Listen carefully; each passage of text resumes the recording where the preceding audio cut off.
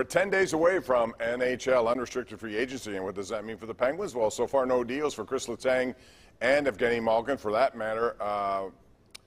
Rickard Rakell, he's still out there too, and others. There are a lot of decisions Ron Hextall has to make. So, Jeff, I'm going to ask you about this. Do you think both will be here? Do you think the best way for them to spend their money is on these two guys, keep this core together and try to win, or do you think that ship has sailed? I mean, I don't know what exactly they're going to end up settling for, but if it's me, I'm putting all my chips in on Chris Letang. I don't think they have anybody like him. Evgeny Malkin's a Hall of Fame player, but Chris Letang at 35 is still an elite defenseman and can be for a few more years. If they really think they can win now, and that's what the Fenway Group says, I think Chris Letang is the guy that once you get that done, then you see what's left. Yeah, and I think winning now and making an emotional, irrational decision are two separate conversations. Like, I think a lot of fans maybe want to see Evgeny Malkin, and there's a lot of emotional reasons why. Objectively, look at the amount of money that he made last season, what he would potentially make on a contract next year, and then think about where else that money can go.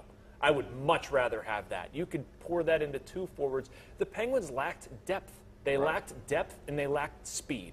Address those things. Look at what the Colorado Avalanche did in the Stanley Cup final. The Penguins are not that. You don't get that by signing, I don't know, how old's Gino? 34, 36. 35, 36. Jeez. Yeah. I should know that. I mean, by signing somebody that age to a contract that is that heavy. Plus, they don't have anyone in their lineup, in their system right now, knocking on the door to play. You thought they would be by now. I know, guys but like if my heart was spending the money, yes, it's super Here's fun. the thing, if it's not Gino, it's a 37-year-old Jeff Carter. Right. You know, who they already signed, by the way. Right. Okay, but here's the thing to me. I agree with you, Jeff. They should sign Chris Letang because I think he's a really good player. But this thing where they're knocking on the door, they've now lost 5 consecutive playoff series. They've lost in the first round 4 years in a row.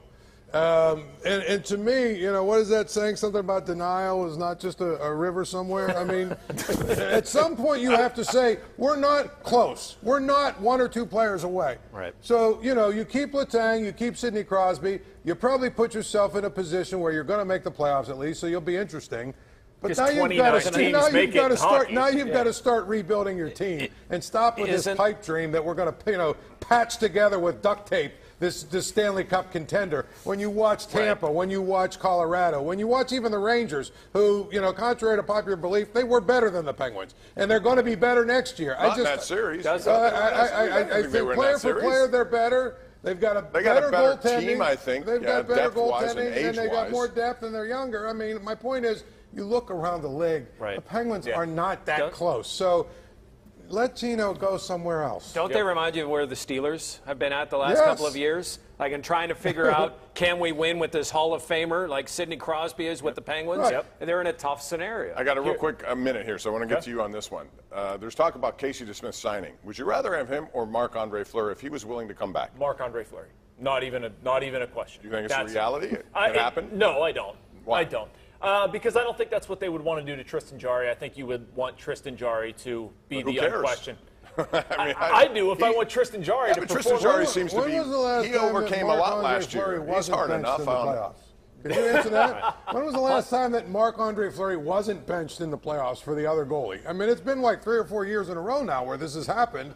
But he's again, still, is he a better option in your mind than I think that, you know what, I say this all the time, I think Pittsburghers are so obsessed with Doc Brown and Marty McFly and Back to the Future signings that any player that's ever played here or any coach that's ever played here, we've got to bring him back because he's automatically going to be better. I'm saying from a depth standpoint. I don't think Marc-Andre Fleury can play at that level anymore. So doesn't matter. Doesn't matter. Get the DeLorean out. You're up to 88. Let's go. Yeah, but there's a salary cap for gas on the DeLorean. Bring him back. You know what? I think Le'Veon Bell wants another shot. Bring him back, too, to the Steelers. I mean, come on. What are we doing here? Antonio Brown, too. If the price is right, I'm just asking you, what's a better option? Real quick. Who do you like? I like Casey DeSmith because of the salary cap implications. How about if it's the same? How about if Fleury's willing to take? Well, that's a fantasy. It's not. If you look at some of the numbers of the agents thrown around, I don't know if it is a fantasy. If he's willing to be a backup and wants to be here, then fine, I guess. Okay. Well, I mean, all right. On that note, we'll take a break. When we come back, it is Deshaun Watson. Now, we've dealt with these hearings, still nothing, no resolution. What's going to happen to him in Cleveland? We'll talk about it next right here on the #1 Cochran Sports Showdown.